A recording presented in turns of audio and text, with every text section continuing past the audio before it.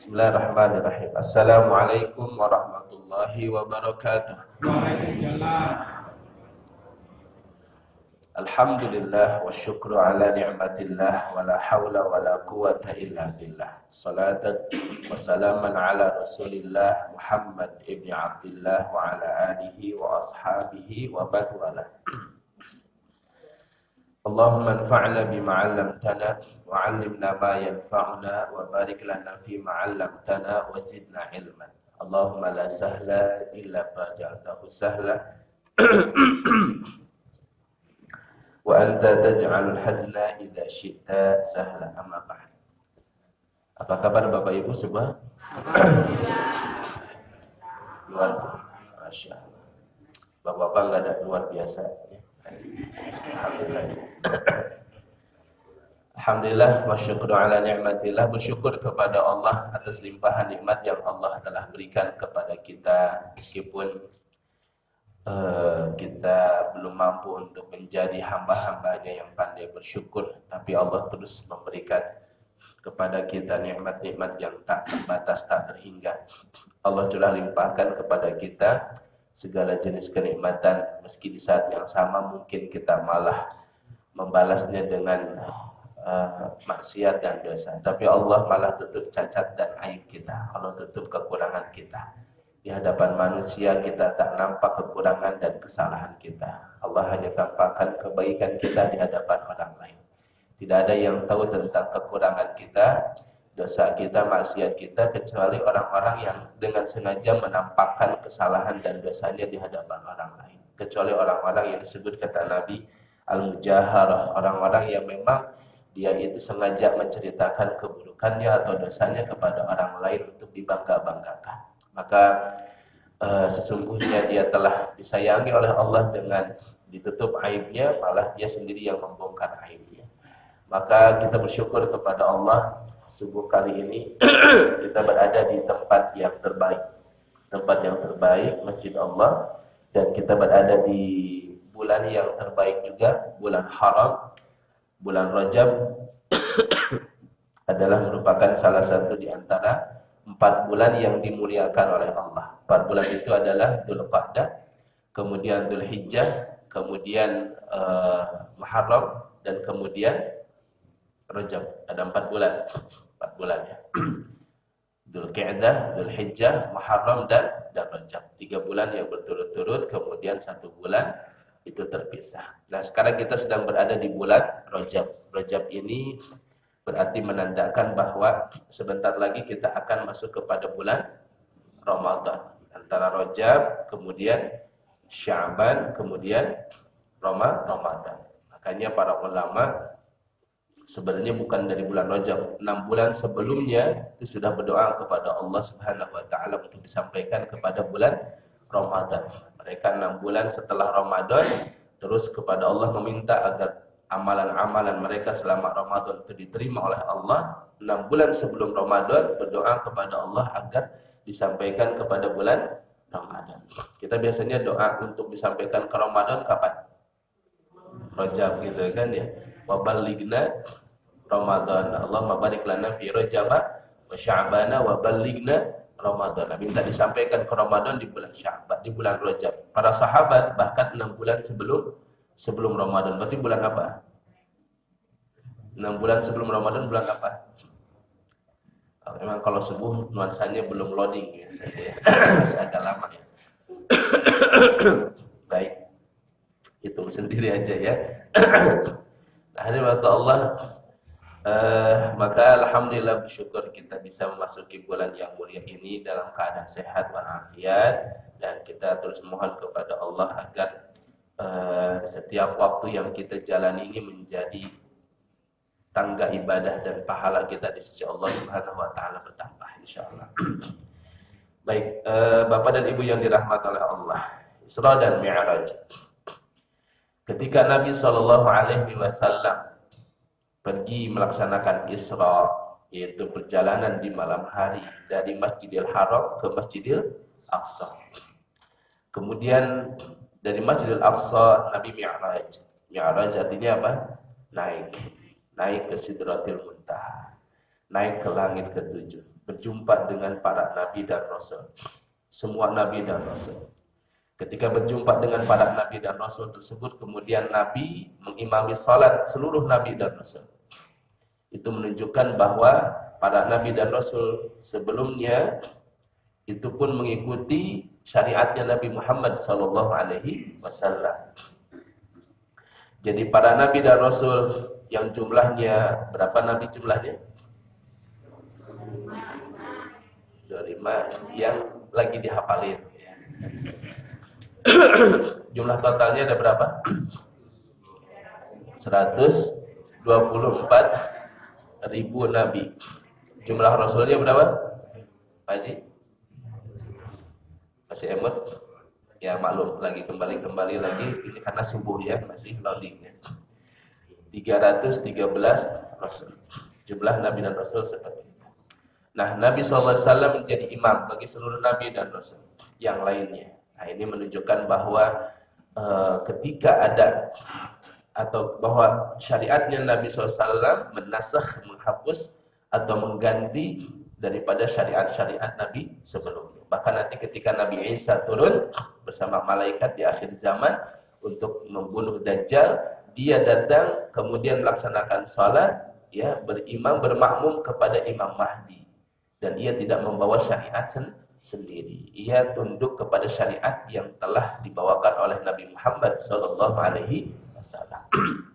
Maka kemudian Nabi Muhammad SAW mengimami para nabi dan rasul. Kemudian berjumpa satu persatu dengan para nabi. Berjumpa dengan Nabi Musa, berjumpa dengan Nabi Ibrahim. Ketika berjumpa dengan para nabi, Nabi mengucapkan salam seperti biasa.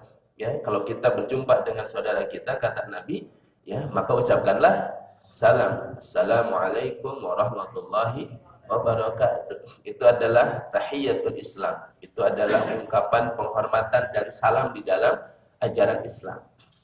Tentu dengan para nabi, assalamualaikum, dijawab waalaikumsalam.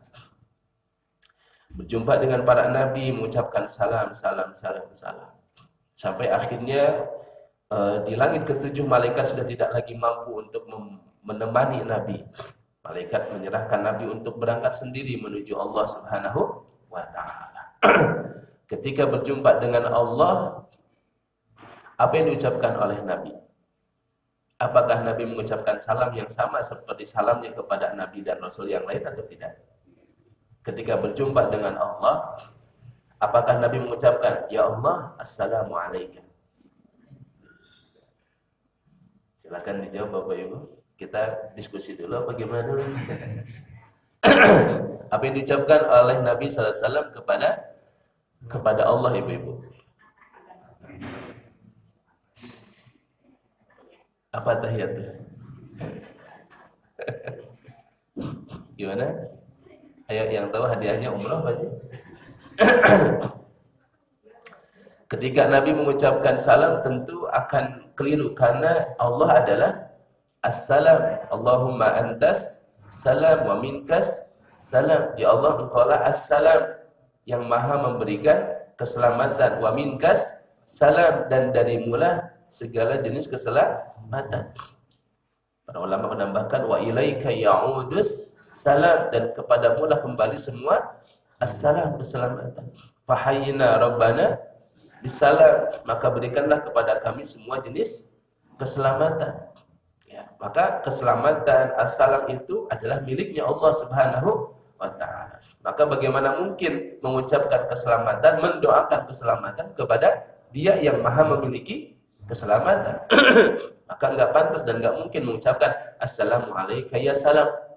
Ya, selamatan bagimu wahai assalam, enggak mungkin. Maka tadi apa jawabannya Ibu? Kayaknya malu-malu tadi Ibu jawabnya itu ya. Ya, maka kemudian betul. Tapi karena jawabannya malu-malu enggak jadi hadiah umrahnya ya. Maka kemudian yang diucapkan oleh Nabi adalah at-tahiyatul mubarakatus shalawatut thayyibatul lillah. Ada yang modelnya gitu, ada yang dari awal sudah at-tahiyatul lillah. Tapi intinya artinya apa? At-tahiyatu, semua kehormatan. Al-mubarakatuh, semua keberkahan. As-salawatut thayyibah, dan semua doa dan kebaikan lillah, miliknya Allah. Bukan untukmu ya Allah, tapi milikmu ya Allah. Dan itu pasti semua sudah hafal, betul tidak? Sudah hafal semua. At-tahiyatul mubarakatus salawatut thayyibatu lillah. Artinya semua keselamatan, semua kebaikan ya, itu adalah miliknya Allah Subhanahu wa taala. Itu Nabi, salamnya Nabi kepada Allah. Karena enggak mungkin menyampaikan salam kepada Dia yang Maha memiliki as-salam. Apa jawabnya Allah ketika Nabi mengucapkan itu? Kenapa masih loading apa bagaimana? Apa jawabnya Nabi? Lanjutkan kalimat tahiyat kita setelahnya apa? Assalamu alayka ayyuhan nabiyyu wa rahmatullahi wa barakatuh. Apa artinya? Wallahu a'lam. Assalamu alayka, keselamatan bagimu wahai ayyuhan nabi, wahai Nabi Muhammad. Assalamu alayka ayyuhan nabiyyu wa rahmatullahi, dan rahmat Allah bagimu, wa barakatuh, dan keberkahan Allah bagimu. Nabi yang mendapatkan salam khusus dari Allah. Kenapa? Karena khitabnya ka. Assalamu alayka. Ka itu artinya apa? Kamu. Ya, kalau kum artinya apa? Banyak. Kalau kita mengucapkan salam, kita ucapkan assalamu alaikum. Artinya apa? Keselamatan untuk kalian semua. Kalau assalamu alaika, artinya apa? Khitabnya hanya untuk satu orang. Kalau ka, satu orang. Kalau kum, itu bisa untuk banyakan atau untuk bisa satu orang yang kita hormati. Tapi kalau ka, assalamu alaika, memang berarti khitabnya, objeknya khusus untuk satu orang. Nabi itu adalah Nabi yang tidak egois. Nabi tidak hanya memperhatikan dirinya sendiri. Ketika Allah mengucapkan assalamu alayka ayyuhan nabiyyu wa rahmatullahi wa barakatuh, maka Nabi tidak hanya untuk dirinya keselamatan itu diharapkan. Nabi harapkan untuk seluruh umatnya. Maka Nabi menjawab apa? Assalamu alayna wa ala ibadillahis salihin. Apa artinya?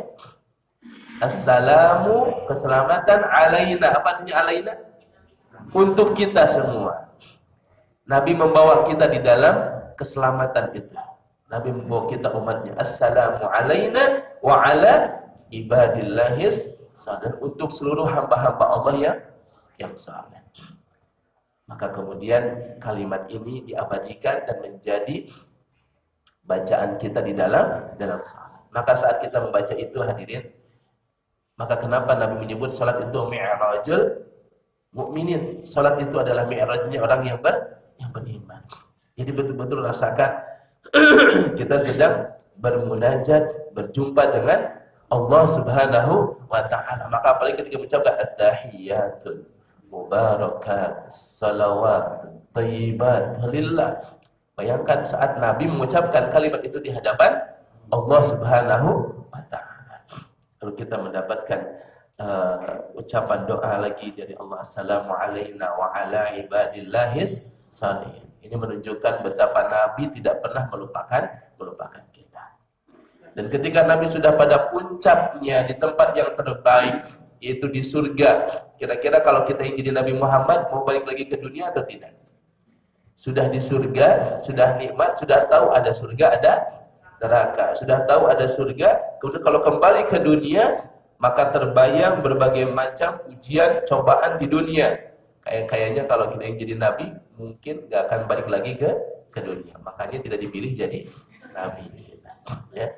Nabi SAW tahu tuh di bawah tuh, di bumi itu adalah tempatnya bala, tempatnya ujian, tempatnya cobaan. Kebayang bagaimana wajah orang-orang yang memusuhi Nabi SAW, tapi Nabi kemudian tetap turun.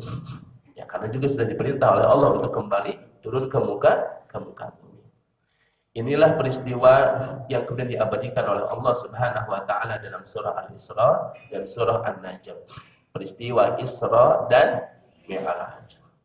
Betapa penting seorang muslim mengenal tentang peristiwa ini dan apa yang melatar belakangi peristiwa ini, agar kita bisa mengambil ibrah pelajaran betapa kita memiliki seorang nabi yang hebat, tangguh, yang lolos dalam berbagai macam ujian dan cobaan.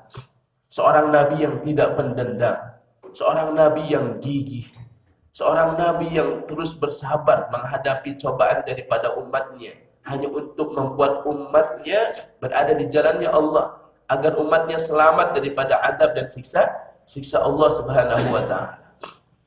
40 tahun kita setback ke belakang. 40 tahun Nabi SAW dikenal dan disebut sebagai orang yang paling baik. Disebut apa saja? Al-Amin, orang yang terpercaya. Disebut apa lagi? Al-Karim, orang yang paling baik, orang yang paling dermawan. Tidak ada gelar-gelar yang lebih baik yang diberikan kepada seorang melebihi gelar yang diberikan kepada Nabi Muhammad SAW.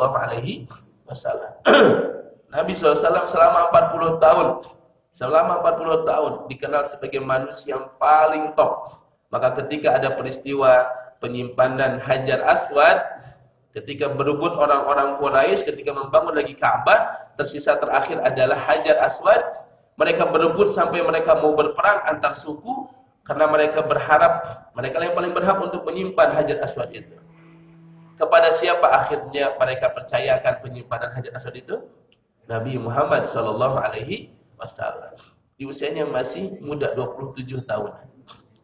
Nabi SAW sudah mendapatkan kepercayaan yang luar biasa. Tapi berubah keadaan hadirin. Berubah keadaan. Ketika usia 40 tahun, Nabi SAW mendapatkan wahyu. Mendapatkan wahyu dari Allah.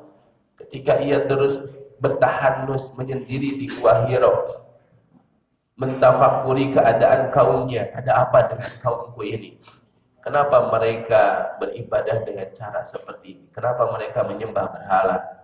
Kenapa mereka membunuh anak perempuan hidup-hidup? Kenapa mereka beribadah tawaf tapi sambil telanjang?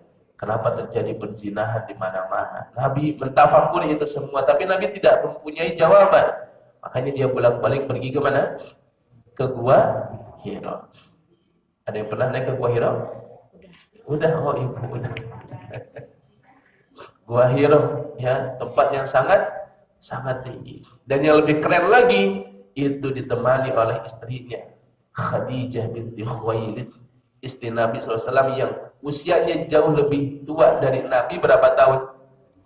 15 tahun. Berarti ketika Nabi usia 40 tahunan, 39, 40 berangkat ke Gua Hira, usianya Khadijah udah berapa? 55 tahun. Naik turun bawa bekal untuk Nabi di Gua Hira. Kalau Bapak Ibu pernah ke Gua Hira saat-saat sekarang, itu sudah enak karena jalannya sudah dibuat. Zaman Nabi, ya, zaman Nabi belum dibuat jalur menuju Gua Hira, belum dibuat. Jadi kalau Nabi mungkin, Masya Allah, laki-laki memang Nabi ini pria yang sangat kuat, ya, ahli gulat, ahli segalanya Nabi. Tapi Khadijah, perempuan, usianya juga sudah tidak muda lagi, 55 tahun, membawa bekal, naik ke atas Gua Hira. Itu kalau siang-siang lihat Gua Hira, kira-kira orang sanggup gak naik? Enggak, kalau lihat dari bawah gitu, betapa tingginya Gua Hira. Walaupun kalau dicoba ternyata nyampe juga, alhamdulillah. Tapi ini Khadijah naik ke sana untuk membawakan bekal kepada Nabi SAW. Inilah wanita yang tidak akan pernah dilupakan oleh Nabi SAW. Wanita yang pertama kali beriman kepada Rasul SAW. Wanita yang menghabiskan seluruh hartanya untuk dakwahnya Nabi. Kata Khadijah, ya Rasulullah, semua hartaku adalah untuk perjuangan ini, untuk dakwahmu ya Rasulullah. Kemudian Nabi SAW mendapatkan wahyu dari Allah. Mulailah di situ Nabi diperintahkan untuk berdakwah kepada kaumnya. Dikumpulkan seluruh kaumnya di bukit Safa. Kalau kita sa'i, maka kita naik ke bukit Safa dan Marwah. Nabi naik ke bukit Safa, dikumpulkan seluruhnya. Nabi menyampaikan, ya Sabaha, ya Sabaha. Dipanggil itu panggilan darurat kalau kita. panggilan apa ya? Panggilan penting gitu. Nah, kalau sudah pakai kalimat ya sobaha, artinya panggilan penting. Panggilan penting disampaikan oleh Nabi ya sobaha, maka orang-orang yang mendengarkan ya kemudian penasaran ada apa ini? Kenapa Muhammad memanggil-manggil kita? Apalagi yang memanggilnya adalah Nabi Muhammad sallallahu alaihi wasallam. Ketika Nabi kemudian mengumpulkan mereka semua, disitulah Nabi menyampaikan bahwa dirinya adalah utusan Allah. Inni nadhirun lakum baina adabin syadid. Aku adalah pemberi peringatan buat kalian dari azab Allah yang sangat pedih. Disitulah mulai pertama Nabi dimusuhi bahkan oleh pamannya sendiri, oleh besannya sendiri, oleh tetangganya sendiri, oleh saudaranya sendiri, oleh keluarganya sendiri, oleh kawan-kawannya sendiri. Yang dulu sekian 40 tahun lamanya dia dipuji, dihormati, disanjung, sekarang berubah 180 derajat. Tabballaka ya Muhammad, alihada jama'tana. Abu Lahab kemudian berteriak, celaka kau Muhammad, hanya untuk ini kau kumpulkan kami. Celaka engkau. Taballaka sa'ir hadal yawm. Celaka engkau untuk harimu sekarang ini. Yang bilang begitu adalah Abu Lahab. Paman yang sejak Nabi kecil tidak ada yang menunjukkan rasa cinta yang begitu besar daripada Abu Lahab. Ketika Nabi lahir, budaknya Abu Lahab, Suwaibah al-Aslamiyah, dibebaskan. Kamu bebas jadi budak. Saking apa? Saking senangnya dengan kelahiran Nabi Muhammad. Ketika kakeknya Abdul Muthalib meninggal, Abu Lahab yang mengajukan diri untuk mengasuh Nabi Muhammad.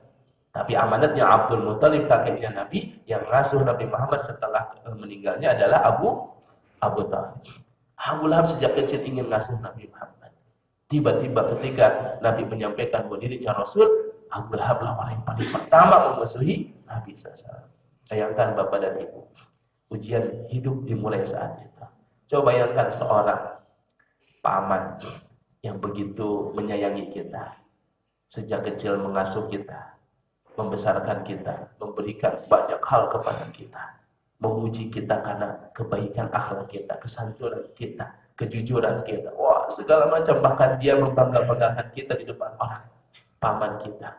Lalu ketika kita ini seorang dai, kita menyampaikan kebenaran karena bertentangan dengan apa yang dia yakininya, berubah 180 derajat.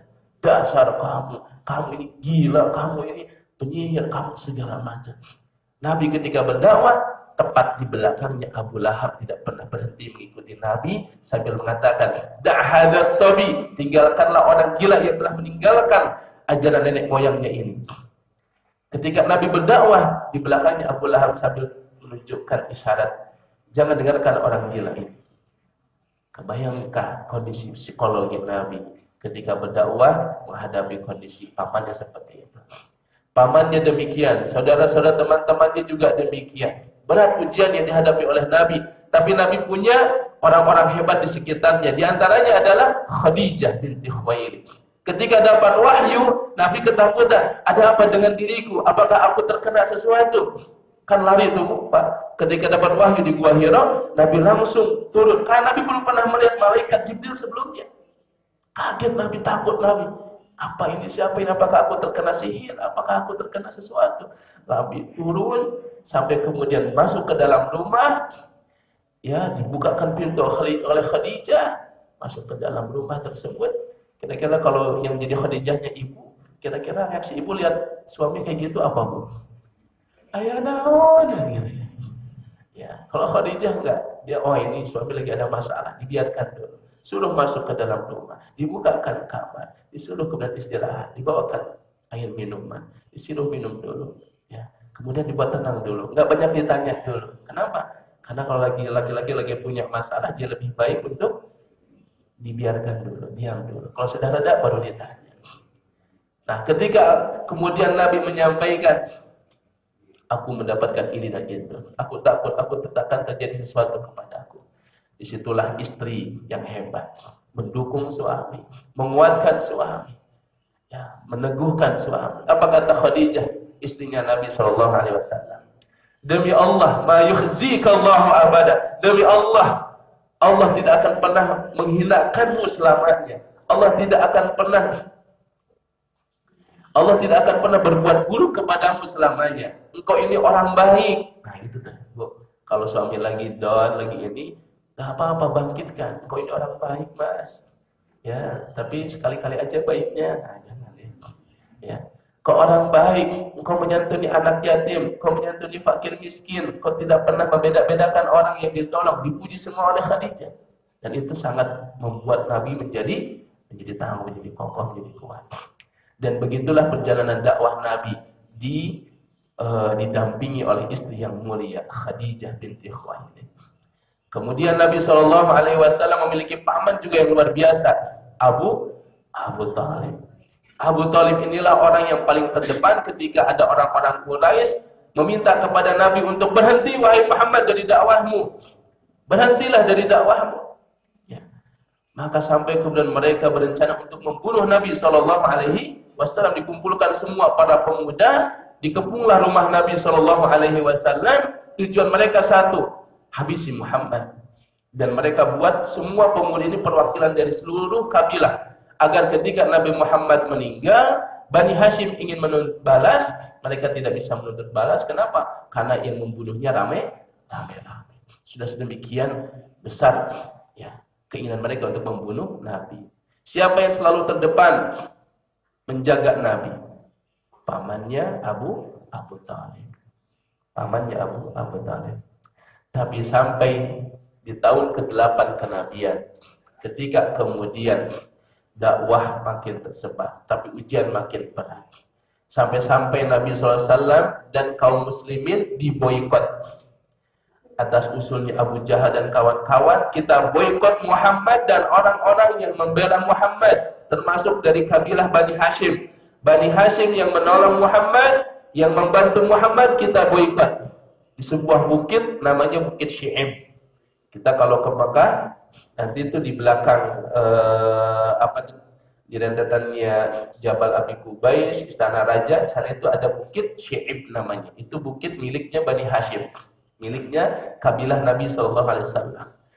Satu kabilah Bani Hashim diboikot di sana. Nabi Muhammad, Khadijah, Abu Thalib dan seluruh keluarganya dari Bani Hashim diboikot di situ. Yang tidak diboikot cuma satu, siapa? Keluarganya Nabi, Abu Lahab, karena dia juga yang memusuhi Nabi SAW. Diboikot di sana dengan catatan tidak boleh ada yang bertransaksi, tidak boleh ada yang membawakan makanan, tidak boleh ada muamalah, tidak boleh ada jual beli dan seterusnya. Tersiksa luar biasa, kelaparan para sahabat, bahkan Bani Hashim yang tidak beriman kepada Nabi tapi membela Nabi ikut-ikutan diboikot.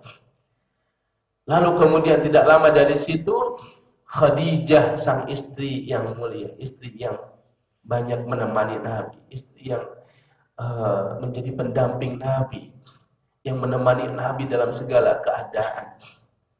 Kemudian Allah ambil Khadijah. Khadijah meninggal dunia. Keadaan-keadaan itu makin membuat Nabi berat. Ditinggalkan oleh Khadijah binti Khuwailid.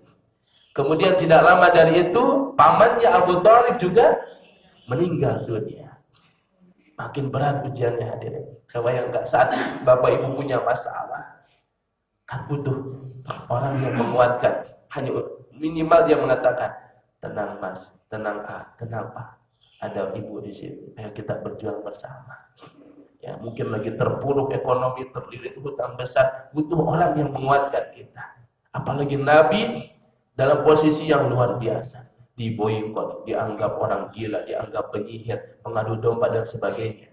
Itulah yang disebut oleh para ulama sejarah dengan tahun-tahun kesedihan, atau disingkat dengan, atau disebut dalam bahasa Arab Amul Huzni. Amul Huzni. Hati-hati ngasih nama anak nih, kayaknya bagus nih buat nama anak nih, Amul Huzni. Pada artinya apa? Tahun-tahun kesedihan. Nanti hidupnya penuh dengan kesedihan. Jangan asal nyomot bahasa Arab ya. Itu tahun-tahun kesedihan. Kenapa? Karena Nabi ditinggalkan oleh istrinya Khadijah, ditinggalkan oleh pamannya Abu Thalib. Tapi ada fase seperti itu dalam kehidupan kita. Allah ingin mengajarkan jangan bergantung kepada selainku. Mungkin kita bisa menjadi tegar karena ada istri, tegar karena ada suami, tegar karena ada orang tua. Satu persatu yang menjadi sandaran kita ini diambil oleh Allah Subhanahu wa taala. Akankah kita menjadi manusia yang kemudian menjadi lemah karena tidak punya sandaran? Disitulah Allah yang mengajarkan wa tawakkal 'alal hayyil ladzi la yamut. Hendaklah engkau bersandar kepada Zat yang Maha Hidup dan tidak pernah mati, kepada Allah Subhanahu wa taala. Nah, Bapak dan Ibu yang dirahmati oleh Allah, Nabi sallallahu alaihi wasallam ketika mendapati keadaan seperti itu, ya, bahkan kemudian Nabi sallallahu alaihi wasallam ketika sudah lepas dari boikot, Nabi sudah ditinggalkan oleh istrinya, Nabi ditinggalkan oleh pamannya, Nabi mencari orang yang mendukung dakwahnya. Nabi bermimpi melihat ada satu tempat yang subur, tempat yang hijau. Disangka oleh Nabi itu adalah Taif. Disangka oleh Nabi itu adalah Taif. Maka Nabi coba dulu datang, survei dulu lokasi itu, untuk kemudian bertemu dengan para penguasa kabilah di sana. Dibawalah anak angkatnya Nabi, namanya Zaid bin Harisah. Zaid bin Harisah. Dibawalah Zaid bin Harisah ke Taif. Kalau kita pernah ke Taif, berapa perjalanan kita, berapa jam? Berapa kilo ke Taif itu? Sekitar 90 kilo, ya. Sekitar 2-3 jam lah perjalanan ke sana. Taif itu ada kenangan sebenarnya Nabi. Dulu waktu kecil Nabi diasuh oleh ibu susunya. Siapa ibu susunya Nabi waktu kecil? Halimatus. Itu di Taif. Di Taif, tempat yang paling sejuk, tempat yang paling hijau, ya, tempat yang bebas polusi di sana. Nabi fikir ketika Nabi melihat dalam mimpi ini ada tempat hijau itu adalah Taif. Nabi pergi ke Taif bersama Zaid bin Harisah dengan sebuah harapan akan diterima, ada orang yang mau menerima dakwah Nabi. Coba bayangkan hadirin, Nabi kita sejak mendapatkan wahyu nggak pernah hidupnya senang, nggak pernah hidupnya tenang, nggak pernah hidupnya santai. Dia berkata kepada istrinya, kepada Khadijah, saat Allah mengatakan wa andir ashiratakal aqrabin. Sekarang wahai Nabi, berikan peringatan kepada seluruh karib kerabatmu. Apa kata Nabi kepada Khadijah? Ya Khadijah, walla zaman naum ya Khadijah. Sudah enggak ada lagi waktu buat tidur wahai Khadijah. Selesai waktu untuk istirahat wahai Khadijah. Kita harus bergerak wahai Khadijah. Dan Khadijah menyanggupi itu. Kapan kita lihat Nabi kemudian healing gitu ya, apalagi jalan-jalan di Khadijah ya, gitu kan? Gak ada. Healingnya Nabi jihad, healingnya Nabi jihad, jihadnya kita healing. Balik, gitu ya, kan gitu ya, jihad gitu. Ya sambil tafakur alam. Judulnya tafakur alam, di sananya apa? Healing. Gitu. Nabi healingnya jihad, Nabi healingnya dakwah, Nabi healingnya ke Taif. Ya, pergi ke Taif. Di Taif disangka akan ada yang menyambut, malah disambit. Ya. Ketika Nabi kemudian berharap ada yang merangkul, malah dipukul oleh orang-orang Taif.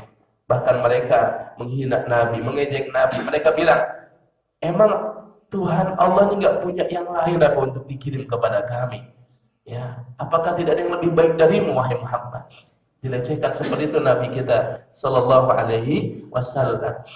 Makanya kalau Bapak Ibu pergi ke Taif itu, itulah sejarah tentang perjuangan Nabi Muhammad begitu penting untuk diketahui agar ini adalah jejak perjuangan Nabi Sallallahu Alaihi Wasallam. Sampai di Taif, Nabi ditolak. Nabi kemudian diusir, dikumpulkan anak-anak kecil untuk melempari Nabi Sallallahu Alaihi Wasallam. Tapi Nabi nggak pernah berhenti berdakwah. Nabi tidak berkurang rasa sabarnya. Dan juga tidak berkurang kasih sayangnya Nabi kepada umatnya. Apa buktinya? Ketika Nabi kemudian dilempari, darah sampai bercucur dari kaki Nabi. Darah itu hampir turun ke bumi, ditahan oleh Nabi. Karena Nabi khawatir seandainya darah ini tercucur terkena bumi, niscaya bumi itu akan dilenyapkan oleh Allah. Niscaya malaikat tidak akan mampu bertahan untuk menghancurkan kaum itu. Karena kecintaan mereka kepada Nabi Muhammad Sallallahu Alaihi Wasallam. Nabi tahan. Malaikat langsung berteriak, ya Rasulullah, izinkan kami menghancurkan kaum yang berdebah ini. Berikan kami perintah ya Rasul, kami akan laksanakan. Malaikat sudah berkata demikian kepada Nabi. Apa jawab Nabi? Kalau Bapak ingin jadi nabinya kira-kira kumaha? Langsung malaikat. eksekusi. Ya, kebina-bina ieu umat kan gitu mungkin kita. Nabi enggak begitu. Untung Nabi bukan pendendam, Pak. Kalau Nabi pendendam, kita yang pergi umrah enggak akan lagi melihat Taif, Pak. Enggak akan lagi bisa melihat dan merasakan indahnya Taif. Iyalah kalau Nabi tinggal bilang, laksanakan, langsung sudah habis Taif. Ya, tapi Nabi bilang, jangan. Aku berharap nanti akan turun dari tulang sulbi mereka orang-orang yang beriman kepada Allah. Lalu Nabi kemudian dalam keadaan yang tebararuguh, ya, karena mendapatkan ujian yang begitu berat sampai Nabi bingung ini jalan kemana. Yang ngarahin jalan adalah Zaid bin Harisah. Sampailah di sebuah tempat, lalu Nabi bertanya, ini kita di mana Zaid? Disebutkanlah sebuah tempat oleh Zaid bin Harisah. Dalam keadaan itulah Nabi berdoa kepada Allah. Nabi berdoa kepada Allah. Apakah doa Nabi agar mengazab kaumnya? Tidak. Tetap yang Nabi khawatirkan Bapak dan Ibu lewat doanya ini. Nabi yang paling dikhawatirkan oleh Nabi bukan tentang hinaan, cacian, makian daripada orang-orang musuh-musuh kepada dirinya. Yang paling Nabi khawatirkan satu saja. Apa? Allah enggak ridho kepadanya. Apakah aku sudah benar ya Allah dalam melaksanakan perintahmu? Itu yang ditakutkan oleh Nabi. Makanya doanya sampai saya hafal. Doa ketika Nabi diusir oleh kaumnya dari Taif, kemudian Nabi memasrahkan itu kepada Allah. Doanya indah. Kalau kita sedang banyak masalah, ini doa kayaknya cocok banget, pas banget. Apalagi kita yang banyak ditolak misalnya gitu ya, atau dimusuhi oleh orang gitu ya. Ya, siapa yang followernya cuma satu di sini ada nggak? Nabi aja followernya ada yang cuma satu, ada nggak Nabi? Ada Nabi yang followernya satu, ada Nabi yang nggak punya follower, ada. Nah, kalau kita hidupnya banyak masalah, ya, kemudian mendapati seolah-olah dijauhi oleh orang, Nabi mengucapkan doanya yang begitu indah. Siapa yang hafal doanya ada? Ya, dulu kalau belajar tarikh, kita belajar di dalam Khulasah Nurul Yakin itu ya, tentang doanya Nabi dari Taif. Apa yang diucapkan oleh Nabi? Allahumma inni ashku du'fa quwwati. Allahumma inni ashku ilaika du'fa quwwati. Ya Allah, aku mengadukan kepadamu lemahnya diriku, lemahnya kekuatanku.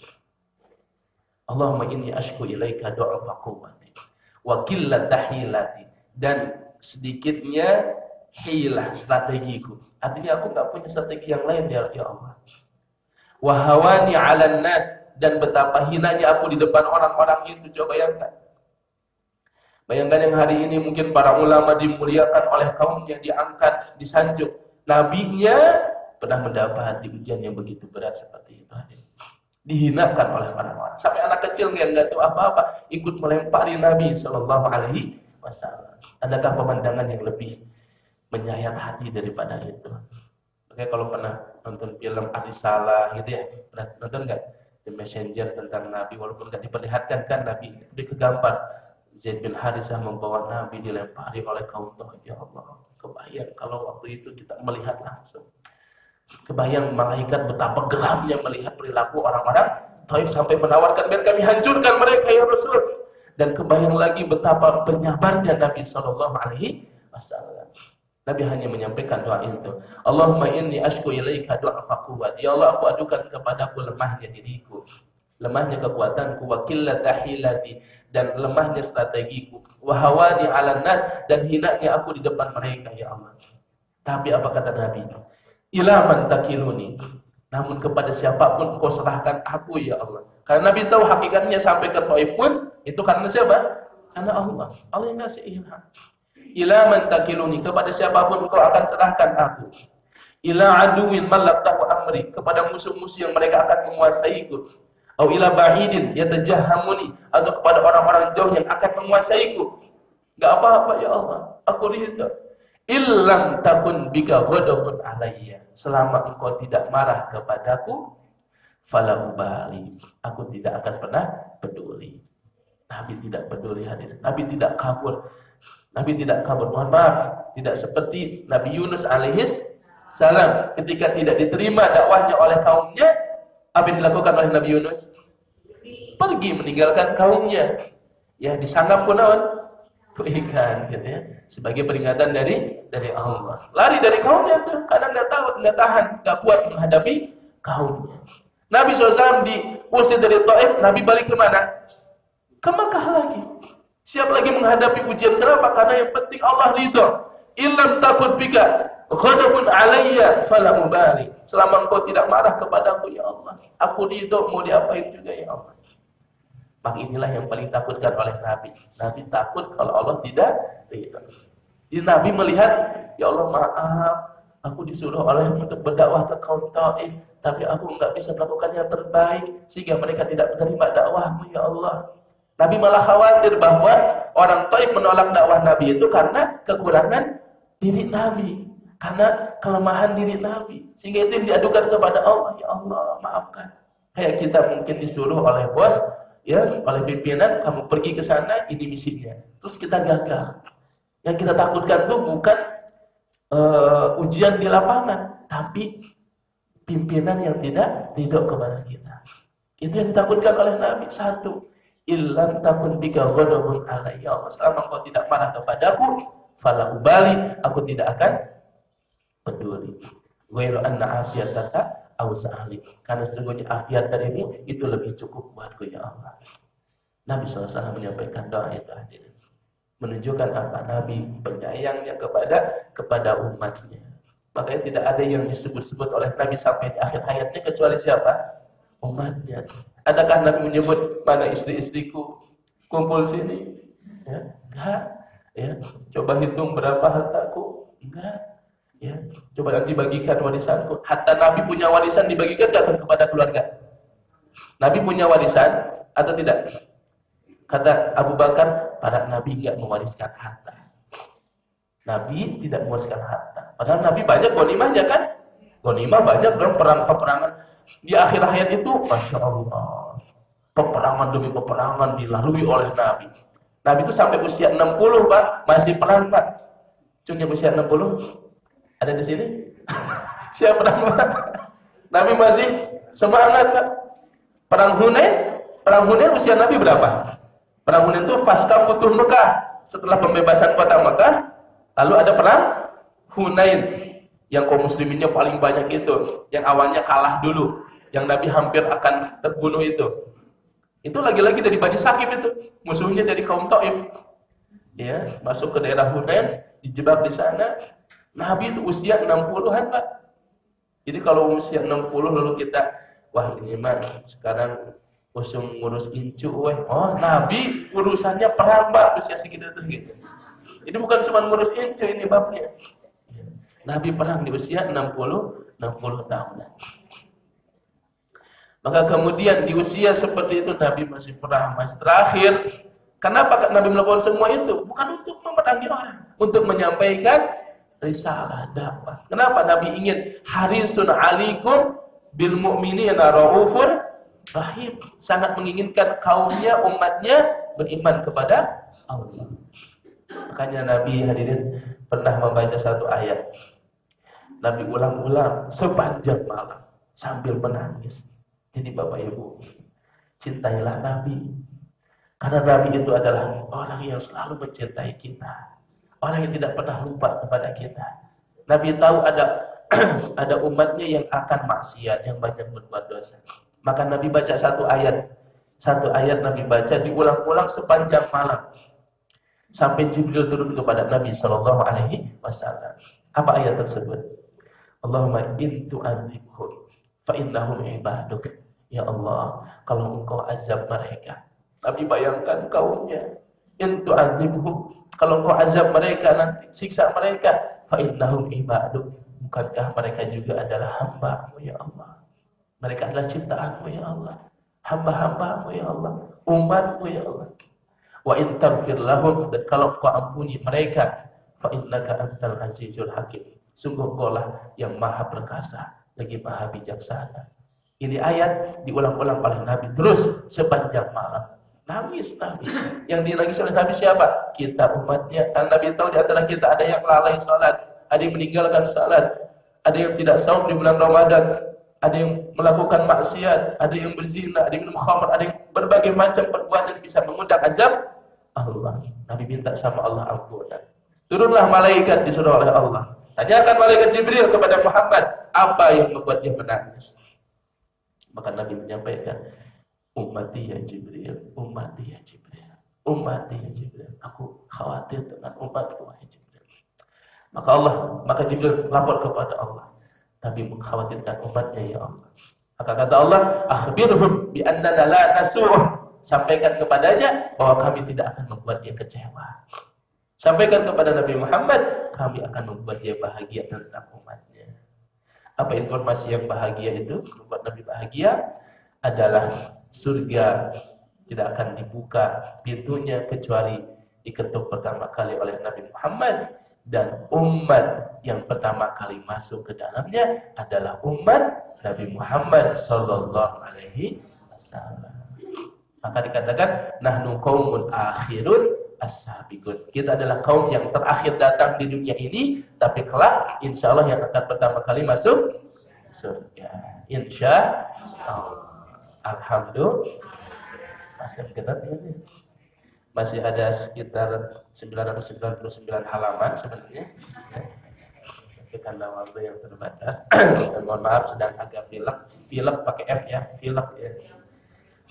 Mudah-mudahan ya sedikit ini bermanfaat dan membuat kita makin cinta kepada Nabi. Tidak ada majelis-majelis seperti ini kecuali satu tujuannya, menambah rasa mahabbah kita ke Nabi kita, membuat kita makin rindu kepada Nabi kita. Kenapa? Karena betapa dahsyatnya mahabbah kepada Nabi. Apa yang disampaikan oleh Nabi? Almar'u ma'aman ahabba. Orang nanti di akhirat akan bersama siapa yang dia cintai. Orang yang mencintai Nabi, insya Allah akan bersama Nabi nanti. Makanya Anas bin Malik ketika mendengarkan kalimat itu dari Nabi, dia mengatakan begini kepada sahabat dan teman-temannya. Wahai para sahabat, aku tahu aku tidak seperti Nabi Muhammad dalam beramal. Jangankan Nabi Muhammad, bahkan dengan Abu Bakar dan Umar pun aku jauh dengan amalan mereka. Tapi dari dulu aku berharap nanti kalau masuk surga aku bisa bersama mereka. Aku bingung. Tapi Nabi berkata, almar'u ma'aman ahabba. Nanti di surga orang akan bersama siapa yang dia cintai. Maka wahai kaum, saksikanlah aku mencintai Nabi Muhammad, mencintai Abu Bakar, mencintai Umar, dan aku berharap bersama mereka kelak di surga. Maka ucapkan dalam hati kita juga begitu. Ya Allah, aku mencintai Rasulullah, mencintai Abu Bakar, Umar, Utsman, Ali, mencintai Khadijah, Aisyah, Fatimah. Aku berharap bersama mereka kelak di surga ya Allah. Amin ya rabbal alamin. Ini saja yang bisa disampaikan. Semoga Bapak Ibu semua dalam keadaan sehat walafiat dan kita bisa mengikuti sunnah Nabi sallallahu alaihi wasallam, menumbuhkan rasa mahabbah dalam diri kita kepada Nabi sallallahu alaihi wasallam dan keluarganya Nabi sallallahu alaihi wasallam, dan semoga kita nanti dikumpulkan di surga bersamanya. Amin ya rabbal alamin. Ini saja Pak Haji. Barakallahu fikum. Aqulu qouli hadza astaghfirullah li wa lakum. Wassalamualaikum warahmatullahi wabarakatuh.